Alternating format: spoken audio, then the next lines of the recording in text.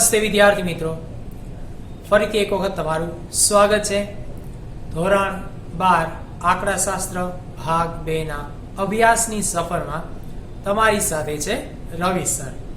વિદ્યાર્થી મિત્રો, છેલ્લે આપણે પાર્ટ 2 માં ચેપ્ટર નંબર 1 સંભાવનાનો અભ્યાસ કરી રહ્યા છીએ અને સંભાવના જે છે એનો અભ્યાસ કરવામાં તમે થોડી ઘણી જે પ્રવૃત્તિઓ કરો છો અને સંભાવના માટે જે તમારું ખુદનું જેને કે માઇન્ડ લગાવો છો એમાં તમને ખૂબ જ મજા પણ પડી રહી છે.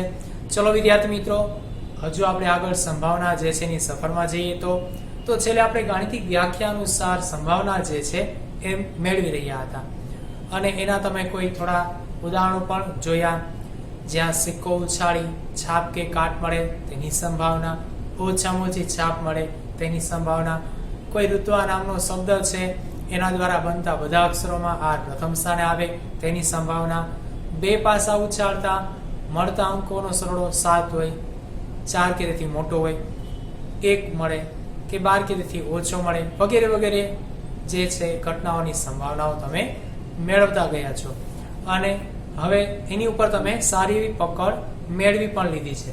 તો વિદ્યાર્થી મિત્રો, બસ એ જ 3 સ્ટેપને આપણે પુનરાવર્તિત કરીશું અને હજુ આની અંદર વિશિષ્ટ પ્રકારની જે ઘટનાઓ ઘટે છે એવી આપણે સંભાવનાઓ તૈયાર કરીશું. તો છેલ્લા 3 સ્ટેપ આપણે યાદ કરી લઈએ તો કયા 3 સ્ટેપ છે? તો કે 3 સ્ટેપની અંદર પહેલું નિદર્શવકાશ, ત્યારબાદ ઘટના અને ત્યારબાદ સંભાવના મેળવવી.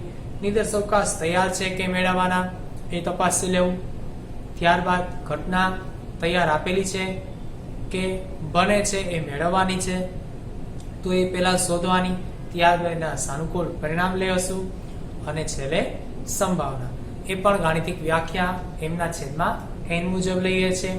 તો આજે હજુ પણ આપણે ગાણિતિક વ્યાખ્યા મુજબ સંભાવના તૈયાર કરીએ વિદ્યાર્થી મિત્રો અને એના માટે ટેક્સ્ટબુક એનામાં એક ઉદાહરણ જે છે એનો આપણે ઉપયોગ કરીશું, એટલે કે હજુ આપણે એક ટેક્સ્ટબુકનું ઉદાહરણ લેશું. વિદ્યાર્થી મિત્રો, ટેક્સ્ટબુક તો તમે લઈને જ બેસો છો. તો જો ટેક્સ્ટબુકની અંદર આપણી પાસે એક ઉદાહરણ નંબર છે 14, જેની રકમ આ મુજબ છે, કંઈ ધ્યાનથી સાંભળશો અને સમજતા પણ જાશો. રકમના શબ્દો આ રીતે છે, કંઈક એક સરકારી વિભાગમાં નોકરી કરતા 4 પુરુષ કર્મચારીઓ. ચલો હવે તો તમે અહીં અટકતા જશો, ખાસ કરીને જ્યાં અંક આવે છે ત્યાં આપણે શું કરીએ, તરત આપણા માઇન્ડને થોડોક ઝબકો આપી દઈએ કે ભાઈ ચલો 4 પુરુષ આવી ગયા, અંડરલાઈન પણ આપી શકીએ છીએ, આપણા માટે સંખ્યા તૈયાર થઈ ગઈ અને 2 સ્ત્રી કર્મચારી, તો વધુ 2 અંક ઉમેરાણા, 4 હતા, 2 સ્ત્રી કર્મચારી 6 બની ગયા, બરોબર છે. ચલો આગળ, કર્મચારીઓને વારા ફરતી, ખાસ કર્મચારીઓને શું કે છે, વારા ફરતી એક પછી એક સંખ્યામાં આપી દીધું છે, વારા ફરતી અને એક પછી એક, પણ શું આગળ જોઈએ, તાલીમ માટે તાલીમ કેન્દ્રમાં મોકલવામાં આવે છે. ચલો ક્લિયર થઈ ગયું. વારા ફરતી કર્મચારી પણ સંખ્યામાં ચોક્કસ કીધું, એક પછી એક, તાલીમ માટે તાલીમ કેન્દ્રમાં મોકલવામાં આવે છે. કોને? કર્મચારીને. કર્મચારી ક્યાં? તો કે આ રહ્યા સ્ત્રી ને પુરુષ. કેટલા? 4 + 2 6. 6 કર્મચારીઓને તાલીમ કેન્દ્રમાં તાલીમ માટે મોકલવામાં આવી રહ્યા છે. ઓકે, આટલી વાત તો અહીં તૈયાર છે. પણ હજુ આગળ, તો અહીં જ્યારે તાલીમમાં કર્મચારીઓ જતા હશે ત્યારે આપણે સૂચના આપી છે, બંને સ્ત્રી કર્મચારી ક્રમશઃ, 2 સ્ત્રી કર્મચારી છે બંને, પણ કે ક્રમશઃ તાલીમ માટે જાય તેની સંભાવના શોધો. 2 સ્ત્રી કર્મચારી તાલીમ માટે જાય છે પણ ક્રમશઃ જાય છે. જ્યારે 2 સ્ત્રી કર્મચારી ક્રમશઃ જતી હોય ત્યારે એ ઘટનાની આપણે સંભાવના મેળવવાની થાય છે. ચલો 6 કર્મચારી છે, 6 કર્મચારી તાલીમ માટે તો જવાના જ છે, પણ આ 6 કર્મચારી જ્યારે તાલીમ માટે જાય છે ત્યારે વચ્ચે આપણને એક બનાવ એટલે કે ઘટના આપી દીધેલી છે. કઈ ઘટના આપી દીધેલી છે? તો કઈ અહીં 2 કર્મચારી તરીકે સ્ત્રી ક્રમશઃ તાલીમ માટે જાય છે. એનો મતલબ એવો થાય છે કે જ્યારે પણ તાલીમ માટે કર્મચારી તરીકે સ્ત્રી તાલીમ લેવા જશે ને ત્યારે સ્ત્રી કર્મચારીનો એક વર્ગ સાથે જશે એવું કહી શકાય. પણ સર આમાં તો એવું કીધું કે એક પછી એક, તો સાથે ક્યાં જવાની વાત થઈ, પણ અહીં એક પછી એકની અંદર પણ શું થાય છે કે જ્યારે સ્ત્રી જાય છે ત્યારે એના પછી બીજી સંખ્યા જનારી એટલે કે બીજી વ્યક્તિ જે જાય છે એ પણ સ્ત્રી જ હોય, કારણ બંને ક્રમશઃ જાય છે. ચલો વિદ્યાર્થી મિત્રો, તો અહીંયા આપણા નિદર્શ અવકાશ, ઘટના, એના સાનુકૂળ પરિણામ પહેલા તૈયાર કરી લઈએ. તો નિદર્શ અવકાશ તો એ તાલીમ માટે કર્મચારીઓ જાય છે એમાંથી જ મળશે. તો વાક્ય રચના લખીએ અને જવાબ તૈયાર કરીએ. તો ચલો વિદ્યાર્થી મિત્રો, જવાબ તૈયાર કરીશું. તો નિદર્શ અવકાશ તૈયાર કરવા માટે વાક્ય રચના લઈશું. અહીં કર્મચારી કેટલા છે? તો ભાઈ 6. તો લખીએ કુલ કર્મચારી 6. કઈ રીતે? 2 સ્ત્રી પ્લસ 4 પુરુષ બરાબર 6. તો અહીં તાલીમ માટે એક પછી એક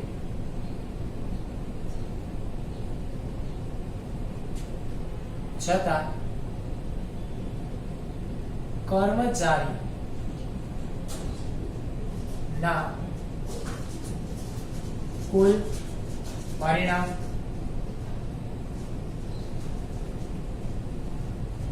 ચલો વિદ્યાર્થી મિત્રો, તો કુલ પરિણામ એની માટે દર્શાવી દેશું. કઈ રીતે? કે ભાઈ 6 કર્મચારીઓ છે અને 6 કર્મચારી શું કરે છે? તાલીમ માટે જાય છે. તાલીમ બધાને આપવાની છે. તો અહીં દરેકે દરેક કર્મચારીની સંખ્યા જે છે એના તાલીમના સ્થાન ઉપર જવાની છે. તો એનો મતલબ એવો થશે કે અહીં તમારે ક્રમચયનો ઉપયોગ કરવો પડશે. કારણ શું? 6 વ્યક્તિ 6 સ્થાન, તો 6p6 બરોબર છે. છેલ્લે હજુ આપણે જોઈ ચૂક્યા હતા. તો તેથી અહીં 6p6 બરાબર 6 ફેક્ટોરિયલ કેટલા થશે? ચલો ફેક્ટોરિયલ છોડીએ તો 6 ગુણ્યા 5 ગુણ્યા 4 ગુણ્યા 3 ગુણ્યા 2 ગુણ્યા 1 બરોબર છે. કેટલા થાય છે? 720. કઈ રીતે બન્યું? 6 5 30, 30 ગુણ્યા 4 120, 120 ગુણ્યા 3 360, 360 ગુણ્યા 2 720. ચલો નિદર્શ અવકાશ તૈયાર છે. હવે ઘટના લઈ લઈએ. તો ઘટના કોણ છે? તો કે અહીં ઘટના છે બંને સ્ત્રી કર્મચારી ક્રમશઃ તાલીમ માટે જાય છે. પણ વિદ્યાર્થી મિત્રો, અહીં આપણે થોડીક ચોકસાઈ લેવી પડશે અથવા જાળવવી પડશે. કઈ રીતે? જ્યારે બંને સ્ત્રી કર્મચારી ક્રમશઃ જાય છે ત્યારે અહીં વિચાર કરીને આપણે આગળ એક સ્ટેપ લખવું પડશે. જ્યારે 2 સ્ત્રી કર્મચારી જતી હશે ત્યારે અહીં ક્રમશઃ એક પછી એક જાય છે ત્યારે વચ્ચે કોઈ પુરુષનું સ્થાન નથી. તો એની પહેલા હોઈ શકે, એના પછી પણ હોઈ શકે. તો જ્યારે આપણી પાસે આવા 6 સ્થાન છે, ધારો કે 1 2 3 4 5 અને 6, તો અહીં સમજો સ્ત્રી કર્મચારી કદાચ પહેલા જ સ્થાન ઉપર શું થયું? તાલીમ લેવા જઈ શકે છે. આવું બની શકે? હા, અંદાજ હોય, લગભગ આવું થઈ શકે, શક્ય છે. તો સંભાવના બને. હવે જે 6 કર્મચારી છે એમાંથી પહેલો કર્મચારી તાલીમ લેવા ગયો હોય તો એ સ્ત્રી હોઈ શકે. હા, હોઈ શકે. તો પહેલા સ્થાન ઉપર સ્ત્રી જશે એવું કહી શકીએ. પણ જો પહેલા સ્થાન ઉપર સ્ત્રી ગઈ હોય તો બીજા સ્થાન ઉપર કોણ આવશે ભાઈ? તો કે સ્ત્રી જ આવશે. કારણ શું? તો કે ક્રમશઃ કીધું તો એ બીજા સ્થાન ઉપર પણ કોણ હશે? સ્ત્રી આવશે. તો જો તો બંને સાથે બન્યું કે નહીં? ખરેખર બે સ્થાનમાં શું આવ્યા? સ્ત્રી કર્મચારી આવ્યા. જો સ્ત્રી કર્મચારી આવ્યા તો એ સાથે કહેવાય કે નહીં? આમાં કઈ રીતે? તો કે સ્થાનની દ્રષ્ટિએ બે ભલે જુદા જુદા ગયા છે, પહેલા નંબર ઉપર સ્ત્રી ગઈ છે, બીજા નંબર ઉપર સ્ત્રી ગઈ છે, તો અહીં નંબરનું સ્થાનને કારણે બેની સાથે ગણતરી કરીએ અથવા તો સાથે સ્થાન આપીએ તો આવું બની શકે. માની લો કે પહેલા સ્થાન ઉપર સ્ત્રી ન ગઈ હોય પણ બીજા સ્થાન ઉપર સ્ત્રી ગઈ હોય તો ત્રીજા ઉપર સ્ત્રી આવશે જ. ચલો, તો બીજા અને ત્રીજા સ્થાન ઉપર સ્ત્રી આવું બની શકે. તો જો તો આ પહેલી ગોઠવણી થઈ, બરાબર. જ્યારે આ બીજી ગોઠવણી અથવા છે, પહેલી અથવા બીજી, તો ત્રીજા કે ચોથા સ્થાન ઉપર સ્ત્રી જઈ શકે. તો ત્રીજો સમૂહ થઈ ગયો. જો ગોઠવણીમાં પહેલો સ્થાનનો સમૂહ બીજા સ્થાનના સમૂહમાં કે ત્રીજા સ્થાનના સમૂહમાં સ્ત્રી શક્ય છે. આગળ જઈએ તો ભાઈ ચોથા ને પાંચમા સ્થાનમાં શક્ય છે.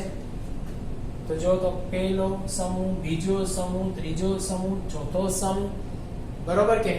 એ જ રીતે આગળ જાઓ તો 5 અને છઠ્ઠા સ્થાનમાં એટલે કે 5મા ક્રમ પર સ્ત્રી ગઈ હોય તો છઠ્ઠા ક્રમ પર પણ સ્ત્રી જઈ શકે છે. તો 5 અને છઠ્ઠા સ્થાનના સમૂહમાં પણ સ્ત્રી શક્ય છે. હા, હવે છઠ્ઠા સ્થાનમાં માની લો કે સ્ત્રી ક્રમશઃ તરીકે જાય છે, પણ છઠ્ઠા સ્થાનમાં સ્ત્રી જે છે એ તાલીમ માટે ગઈ હોય તો 7મું સ્થાન જ નથી, તો એ શક્ય જ નથી. કારણ કે કોઈ એક સ્ત્રી જે છે પહેલા સ્થાન ઉપર ગઈ હોય તો બીજી સ્ત્રી છઠ્ઠા સ્થાન ઉપર નહીં જાય, કેમ કે ક્રમશઃ જાય છે એના માટે. તો જો 5 સમૂહની ગોઠવણી થઈ.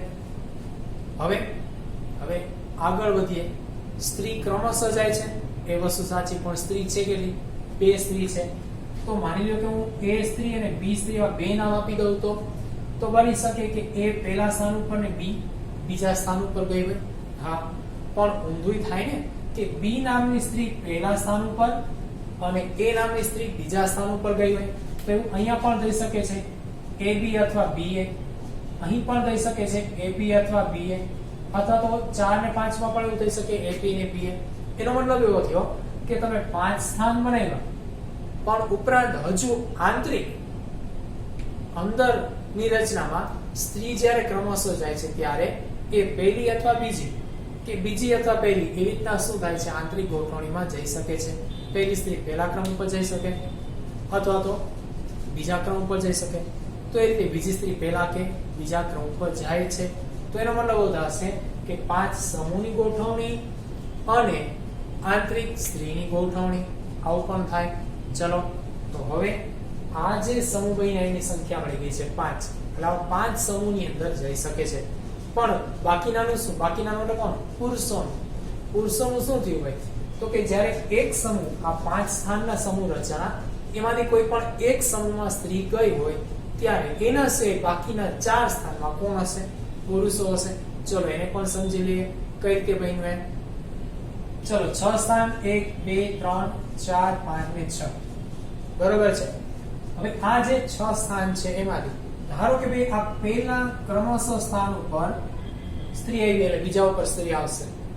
તો આ A સ્ત્રી પહેલા સ્થાન ઉપર, B સ્ત્રી બીજા સ્થાન ઉપર, આવું આપણે ધાર્યું છે. તો આના સિવાય બાકીના 4 સ્થાન ઉપર કોણ આવી શકે? કે 4 ઉપર કોણ આવશે? પુરુષ. તો 4 સ્થાન ઉપર પુરુષ કર્મચારી ગોઠવાઈ શકે. અને એમાં તો કઈ કીધું નથી કયો પુરુષ કયા કર્મચારી સ્થાન તરીકે તાલીમ માટે જાય, એવું તો કઈ કીધું નથી. તો અહીં તો કોઈ પણ સ્થાન ઉપર કોઈ પણ વ્યક્તિ આવી શકે. તો એનો મતલબ એવો થયો કે 4 પુરુષ 4 સ્થાન 4p4 બરોબર છે કે અહીંયા ગોઠવાશે. પણ હવે 2 સ્ત્રી જે છે એ એમાં એવું નથી કીધું પાછું કે પહેલા નંબરની સ્ત્રી પહેલા ક્રમ ઉપર જાય, બીજા નંબરની સ્ત્રી બીજા ક્રમ ઉપર જાય. તો એમાંય પાછું આંતરિક થશે. શું આંતરિક થઈ શકે? તો કે ભાઈ પેલા આ 2 સ્ત્રીના સ્થાન જે છે એનો એક સમૂહ, એટલે કે આ જે 4 વ્યક્તિનો સમૂહ અથવા એના સ્થાને આ સ્ત્રીનો સમૂહ, એક સમૂહ એક સ્થાન એટલે 1p1, 4 પુરુષ અથવા સ્ત્રીની ગોઠવણી અથવા એટલે પ્લસ. તો આ બે વચ્ચે પેલા આવશે પ્લસ. એ કઈ રીતે બન્યું હતું ભાઈ? તો કે જો હમણાં જોયું હતું કે ભાઈ પહેલા અને બીજા સ્થાન ઉપર સ્ત્રી અથવા બીજા અને ત્રીજા અથવા ત્રીજા અને ચોથા. તો બાકીના બધા સ્થાનમાં કોણ હોય? માની લો કે બીજા અને ત્રીજા સ્થાન ઉપર સ્ત્રી હોય તો પહેલા, ચોથા, પાંચમા અને છઠ્ઠા ઉપર પુરુષ હોઈ શકે. એ રીતે બાકીના સ્થાનમાં પણ પુરુષ હોઈ શકે. તો એક સ્ત્રીનો સમૂહ અથવા બાકીના પુરુષોની ગોઠવણી એટલે શું થશે? 1p1 4p4. કારણ શું? 4 પુરુષ 4 સ્થાન તો રહે છે, પણ સ્ત્રીનો આખો એક સમૂહ બની જાય છે. એના માટે 1p1 થાય છે અથવા એને કારણે પ્લસ આવી ગયું rp. હવે અને શું? આ તો બન્યું એક સમૂહ સ્ત્રી અથવા પુરુષ અને સ્ત્રીનો જે સમૂહ છે એની અંદર શું થાય કે આંતરિક ગોઠવણી. એ કઈ રીતે આંતરિક ગોઠવણી? તો કે પહેલી સ્ત્રી પહેલા સ્થાન ઉપર અથવા બીજા સ્થાન ઉપર હોઈ શકે. તો બીજી સ્ત્રી પહેલા સ્થાન ઉપર અથવા બીજા સ્થાન ઉપર હોઈ શકે. A અને B એ રીતે B અને A આ રીતે ગોઠવાઈ શકે. તો એની ગોઠવણી આવશે હા જેને અને લાગુ પડે કેમ કે એની સાથે બને છે, અવેજીમાં નથી બનતું. આ અવેજી હતું. પહેલા સ્થાન ઉપર સ્ત્રી કે પુરુષ તો કે આવ્યું અથવા આવ્યું. જ્યારે આ તો બને જ છે કે પહેલા સ્થાન ઉપર સ્ત્રી, પરંતુ એની સાથે બીજી ઘટના કઈ ઘટે છે સાથે સંયુક્ત રીતે? તો કે ભાઈ બે સ્થાનમાં સ્ત્રી જાય છે ત્યારે પહેલા ઉપર પહેલી સ્ત્રી હોઈ શકે, બીજા ઉપર બીજી સ્ત્રી હોઈ શકે, અથવા તો બીજા ઉપર પહેલી અને પહેલા ઉપર બીજી સ્ત્રી હોઈ શકે. તો અને એટલે ગુણાકાર કેટલી સ્ત્રી? 2. સ્થાન કેટલા? 2. તો 2p2 બનશે. તો સંયુક્ત રીતે આ જે છે તમારો સાનુકૂળ નિદર્શ અવકાશ રચાશે. વિદ્યાર્થી મિત્રો આને પેલા વાક્યમાં ઢાળી દઈએ. આ વાક્ય ખાસ અલગ રીતે નોંધી લેશો, કારણ જણાવી દો, આ પ્રકારની વાક્ય રચના જે છે એ આવા જ પ્રકારના દાખલામાં તમને મદદરૂપ થશે. તો તમારે શું કરવું? દાખલાની જે પેટર્ન આવે છે એ પેટર્ન પાડી દેવી. જેમ કે આની પહેલા આવ્યા સાદા હતા, આ સાદા છે, પણ આની પહેલા આવ્યામાં પસંદગી હતી તો કે હા. હવે ગોઠવણી એવી હતી તો કે હા. હવે ગોઠવણીની અંદર પેટા પ્રકાર શું? તો કે આંતરિક ગોઠવણી અને સમૂહ રચના. ગોઠવણી આવે ત્યારે શું કરવાનું? તો કે ગોઠવણી માટે સમૂહ બનાવવો અને આંતરિક ગોઠવણી કરવી. તો આ એક દાખલાની આપણી રીતે પેટર્ન પાડી શકીએ છીએ. કારણ તો કે સરળતા રહે. જ્યારે પુનરાવર્તિત કરવું હોય કોઈ પણ વસ્તુ, એટલે કે મીન્સ કે આપણે રિવિઝન કરવું હોય તો રિવિઝન ટાઈમે આપણે ડાયરેક્ટ શું કરીએ? લિસ્ટ બનાવેલું છે, ભાઈ સાદી વ્યાખ્યા મુજબ ગણતરી કરીએ સંભાવનાની. પછી તો કે પસંદગીના ધોરણે ગણતરી થાય છે ભાઈ. ગોઠવણીના દાખલા, ગોઠવણીની અંદર આંતરિક ગોઠવણી સમૂહ બનાવીને. તો તમે પહેલેથી શું કરો? ક્લાસિફાઈ કરો. તો એ જ્યારે પણ દાખલાનું રિવિઝન કરવું હોય ત્યારે સરળ થઈ શકે છે.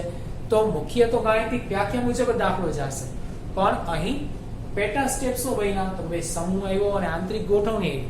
તો એને તમારે શું કરાય? થોડુંક હાઇલાઇટ કરી દેવાય.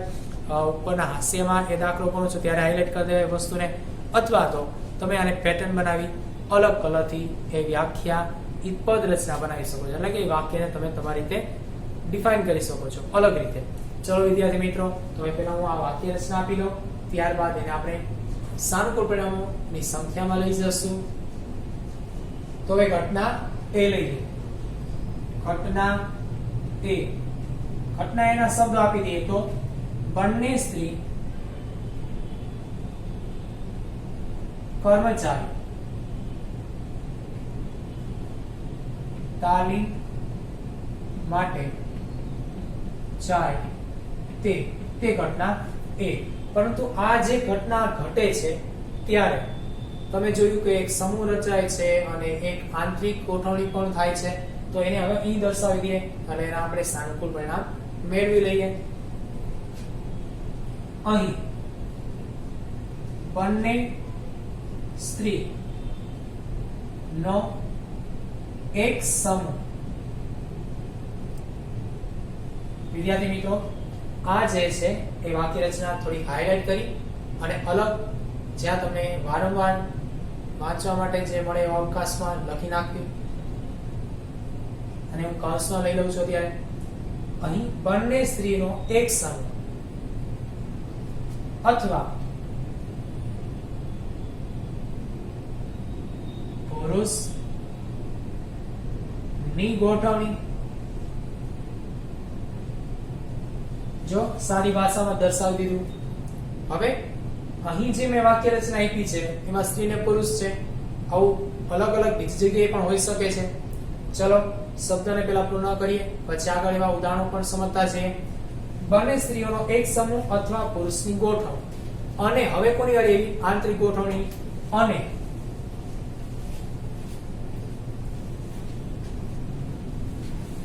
બંને સ્ત્રી ની આંતરિક ગોઠવણ. ચલો આ વાક્ય રચના જે છે તમે ખાસ નોંધી લેશો. આ એક પેટર્ન થઈ ગઈ તમને યાદ રાખવા માટે. હવે મેં એવું કીધું કે અહીં શબ્દ જે છે બરોબર એ ફિક્સ રહેશે. કયા કયા? તો કે અહીં જે છે એક સમૂહ, કોઈ પણ ઘટનાનો એક સમૂહ અથવા એની સાથે જોડાયેલી બીજી ઘટનાની ગોઠવણી બનશે તે, અને આંતરિક ગોઠવણી. ચલો હવે અહીંયા તમારી પાસે સ્ત્રી ને પુરુષ છે. એની જગ્યાએ વિચારો કે ભાઈ તમે કોઈ પાર્કિંગ ઝોનમાં ગયા, ત્યાં ઘણી બધી કાર પાર્ક કરેલી છે બરોબર. તો હવે કાર પાર્ક કરવા માટે કદાચ એવી સ્પેસિફાઈ કરેલી જેને કે સ્પેસ હોય કે જેમાં અમુક પ્રકારની ગાડી જે છે એ જ કાર જે છે એ જ પાર્ક થઈ શકે. જેમ કે માની કે ફિયાટ કાર છે, મારુતિ કાર છે, આ રીતે. તો ધારો કે આપણી પાસે 3 મારુતિ કાર ને 2 ફિયાટ કાર છે બરોબર છે. તો અત્યારે તમે આ 5 ગાડીને પાર્ક કરો છો ત્યારે કદાચ એવું બની શકે કે પાર્ક કરો ત્યારે બે ફિયાટ કાર એકી સાથે આવે તે રીતે પાર્ક કરવું. તો વિચારો હવે 3 મારુતિ કાર અને 2 ફિયાટ કાર હોય, એમાં 5 તમારી પાસે સ્પેસ છે. તો આ 5 ની અંદર તમે જ્યાં પણ ગોઠવશો ત્યાં ફિયાટ કાર બંને ક્યાં આવશે? સાથે આવશે.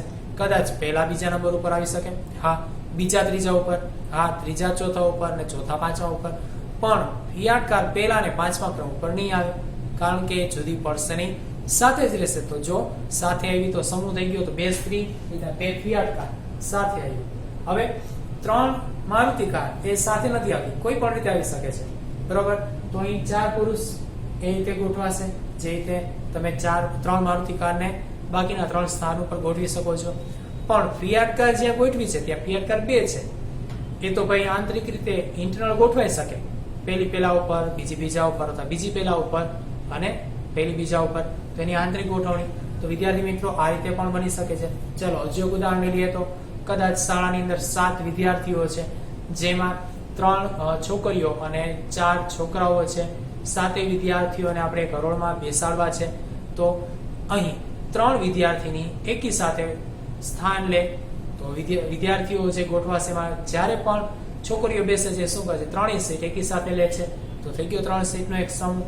પણ 3 છોકરીઓ શું કરશે? આંતરિક રીતે તો પોતાની સીટ બદલી શકે છે અથવા ગ્રહણ કરી શકે છે. તો બાકીના 4 છોકરાઓ તો કોઈ પણ સીટ પર બેસી શકે છે. તો એક સમૂહ અને 4 છોકરાની ગોઠવણી. અહીં 2 સ્ત્રીનો એક સમૂહ અને 4 પુરુષની ગોઠવણી.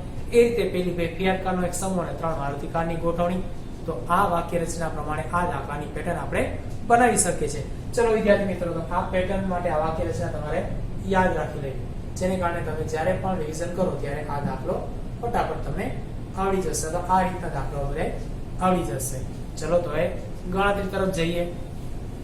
અહીં તમારી માટે એક વ્યવસ્થિત લાઈન જે છે તમને લખીને આપેલી છે.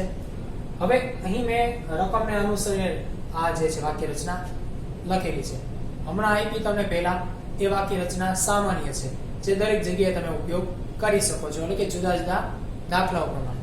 હવે જો અહીં વાક્ય રચના એવી છે કે 2 સ્ત્રી કર્મચારીઓનો એક સમૂહ અથવા તો 4 પુરુષ કર્મચારી તાલીમ લેવા જાય અને બંને સ્ત્રી આંતરિક રીતે જુદા જુદા સ્થાને જાય. તો જો વાત એની એ જ થઈ, પરંતુ વાક્ય રચના મેં રકમને અનુસરે એ રીતે લખેલી છે. તો વિદ્યાર્થી મિત્રો ફરજિયાત નથી આવું જ કરવું. હમણાં છેલ્લે જે આપણે વાક્ય બનાવેલું હતું એવું રાખીએ તો વધારે સારું. બધામાં શું થાય? નવા નવા શબ્દો આવે ને. ચલો તો અહીં જો તો ખાસ કરીને અંડરલાઈન આપેલી છે કયા? અથવા અને શબ્દમાં 2 સ્ત્રી કર્મચારીનો એક સમૂહ પહેલો ભાગ, અથવા 4 પુરુષ કર્મચારી તાલીમ લેવા જાય બીજો ભાગ, અને બંને સ્ત્રી આંતરિક રીતે શું થાય છે? ગોઠવાય, એટલે કે તાલીમ લેવા માટે સ્થાન પર ગોઠવાય. તો અહીં 3 ભાગમાં વહેંચાયેલા છે. તેથી આપણે સાનુકૂળ પરિણામ એમ માટે શું કરીએ? 3 ભાગ જે છે ને સંકેત અને સંખ્યાઓ આપી દઈએ. તો બંને સ્ત્રી કર્મચારીઓનો એક સમૂહ એટલે 1p1 એક સ્થાન. કારણ શું? એક આખો સમૂહ એક સ્થાન પર ગોઠવાય. સર અહીંયા 2 વ્યક્તિ છે, 2 સીટ થઈ, તો કેમ એક જ ગણાનું? તો કે ભાઈ અહીં જ્યારે પણ 2 સીટ છે એની ઉપર તમે શું કરો છો? તો કે સ્ત્રી જે છે એને તાલીમ માટે સ્થાન આપો છો. તો અહીં જે સ્થાન આવ્યા એ સ્થાન શેનાથી ઓળખાણું? તો કે સ્ત્રીના સ્થાનથી. તો એ સ્ત્રીનો સમૂહ કેવાશે? અહીંયા 5 10 25 20 ગમે એટલી સ્ત્રી હોય, કહેવાય શું? સ્ત્રીનું સ્થાન. તો એનો મતલબ શું થઈ ગયો? એક સ્થાન એક સમૂહ. તો 1p1 અથવા એટલે પ્લસ, જે તમે જાણો છો, 4 પુરુષ કર્મચારી 4 સ્થાન 4p4 અને એટલે ગુણ્યા 2 સ્ત્રી કર્મચારી 2 સ્થાન. હવે જો સ્વતંત્ર વિચારવાનું, એક સ્થાન ઉપર એક સ્ત્રી, બીજા સ્થાન ઉપર બીજી સ્ત્રી, આંતરિક ગોઠવણી 2 સ્થાન 2 વ્યક્તિ 2p2. જો વિદ્યાર્થી મિત્રો હવે અહીં ભાગુ સભા પ્રમાણે આગળ નહીં વધી શકો. ખાસ સૂચના, કારણ જે ઘટના ઘટે છે એ પ્રમાણે આગળ જવાનું. ચલો સામાન્ય રીતે એક વસ્તુ બને છે એવી ઘટના તરીકે તમને હું ઉદાહરણ આપું છું. કોઈ વિદ્યાર્થીઓ જ્યારે સૌપ્રથમ શાળામાં આવે છે ત્યારે પોતાના ક્લાસની અંદર એન્ટર થાય ત્યારે બધાને ખ્યાલ હશે કે જ્યારે સૌપ્રથમ કે પહેલા દિવસે જ્યારે એન્ટર થાય છે ત્યારે કોઈને પોતાના વર્ગખંડની અંદર બેન્ચ ઉપર બેસવા માટેના ક્રમ આપવામાં આવેલા હોતા નથી. વિદ્યાર્થી શું કરે, ફટાફટ અંદર આવે અને જ્યાં બેસવું હશે ત્યાં પેલા બેસી શકે છે. બરોબર કે નહીં? ચલો પછી હવે બધા બેન્ચીસ ઉપર ગોઠવાય ત્યારે હવે કોઈ ફ્રેન્ડ જે છે બધા શું કરશે, પોતાની સીટ જે છે આડાવડી કરી શકે છે. તો એ ભાઈનું શું કરે તો કે જ્યારે ભાઈ અહીં બેન્ચ ઉપર વિદ્યાર્થીઓ બેસવા આવે છે ત્યારે કદાચ 3 સીટની એક બેન્ચ છે તો 3 વિદ્યાર્થી પહેલા બેસી જશે. તો જો તો અહીં શું કર્યું, 3 વિદ્યાર્થી પહેલા સ્થાન લઈ લીધું. હવે બીજી ઘટના બની ક્રમશઃ બની. કઈ રીતે? એટલે કે એના પછીના ક્રમમાં બની. શું બની? તો કે હવે આંતરિક ગોઠવણી થઈ શકે. 3 વિદ્યાર્થી આવીને જે સ્થાન ઉપર બેઠા હતા એ સ્થાન ઉપર હવે આંતરિક ગોઠવણી લઈ શકે. જેમ કે 3 વિદ્યાર્થી 3 નંબર 1 2 3 અને 3 સીટ 1 2 3, તો પેલા ઉપર, બીજો બીજા ઉપર, ત્રીજો ત્રીજા ઉપર, આ રીતે બેસી ગયા. પણ શક્ય છે કે હવે શું કરી શકે, આંતરિક ગોઠવણીમાં ગોઠવાઈ શકે. તો ક્રમ શું બનશે વિદ્યાર્થી મિત્રો? પહેલા સ્થાન અને પછી આંતરિક ગોઠવણી. એટલે પહેલા સરળ કરીશું ને પછી ગુણાકાર. ખાસ ધ્યાન રાખજો, ગણતરીમાં એ ભાગુસભા તરીકે નહીં વર્તાય. અહીં શું થશે, ગણતરીનો ક્રમ ઘટનાક્રમ મુજબ આપવાનો થશે. તો સ્ત્રી અથવા પુરુષ આવે અને આંતરિક ગોઠવણી થાય એટલા માટે. ચલો 1p1 1 factorial, 4p4 4 factorial, 2p2 2 factorial, 4 + 1 5 factorial into 2 factorial. ચલો કેટલા બને છે? તો હવે સાદું આપવું પડશે. 5 ફેક્ટોરિયલ છોડીએ અને 2 ફેક્ટોરિયલ છોડીએ તો 2 × 1 2 થશે. 5 છોડીએ તો કેટલા થશે? તો કે 5 × 4 20 થયા, ગુણ્યા 3 કરો 60 થયા, ગુણ્યા 2 120 × 1 120 થશે. તો 120 × 2 થશે, 120 × 2 કરો 240. તો m તૈયાર. હવે શું? હવે કાંઈ નહીં, હવે તો સંભાવના જેમાં એકદમ સરળ છે, પરંતુ તેમ છતાં વિચારો આ દાખલામાં અત્યાર સુધી પહોંચવા માટે કેવડી મથામણ જોઈ. પરંતુ પહેલી વાર હતું તમારા માટે વિદ્યાર્થી મિત્રો, એટલા માટે આપણે શું કર્યું, થોડુંક ધીમે અને કેટલા બધા ઉદાહરણોમાં ઉમેરેલા હતા. હવે પાકે પાયે થઈ ગયું છે, તો તમે હવે આખું વિચારીને આવા ઉદાહરણો કે દાખલાઓ ગણી શકશો. તો ગણતરી લઈ લઈએ. સંભાવના P of A માટે m ના છેદમાં n, જ્યાં આપણે જોઈએ ઘટના એ આપેલી છે P of A, m તૈયાર કર્યા. n પહેલા જોયા 720 હતા, કિંમત લઈએ તો 240 છેદમાં 720, 0 0 કેન્સલ. બરાબર છે. 24 તરીકે કેટલા થશે? 72 થશે. બરાબર. 3 × 4 12 વધી 1 આવે, 3 × 6 = 7. તો અહીં 720 જે છે એ છેદમાં મોટા છે તો ભાગ છેદમાં વધશે 1/3. અથવા છેલ્લે આપણે જોયું હતું ભાઈ છેદ જે મોટો હોય તો એને અંશ વડે ભાગો, ઊંધી ગણતરી કરો. તો અહીં જો 720 / 240 કરો 3 આવશે. પણ મોટી સંખ્યા જ્યાં હોય ત્યાં ભાગ લખી નાખવાના. 1/3 આપણો જવાબ. આમ તો 0.33 બને, પણ અહીં આપણે દશાંશ અપૂર્ણાંક લખવા નહીં. એ પહેલા પણ મેં કીધેલું હતું અને હજુ પણ યાદ અપાઈ દઉં. ચલો વિદ્યાર્થી મિત્રો, તો આ રીતે તમે ઉદાહરણ જે છે એને લગતા સ્વાધ્યાયના દાખલાઓ સ્વાધ્યાયમાંથી જાતે તપાસ કરી ગોતી અને ગણશો. ચલો તો નવા ઉદાહરણ, નવી ગણતરીઓ, કોઈ નવી ઘટનાઓ સાથે મળીએ ત્યાં સુધી આવજો.